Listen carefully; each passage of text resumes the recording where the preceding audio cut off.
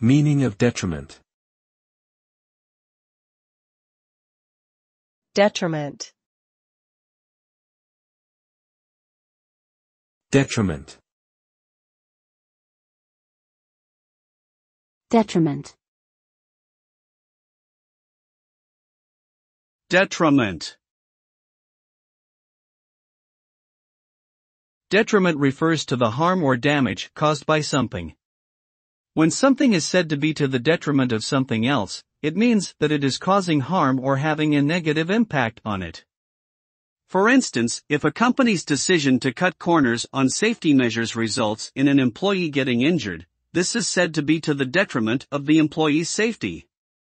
Similarly, if a government policy leads to increased poverty and inequality, it can be said to be to the detriment of social equality and welfare.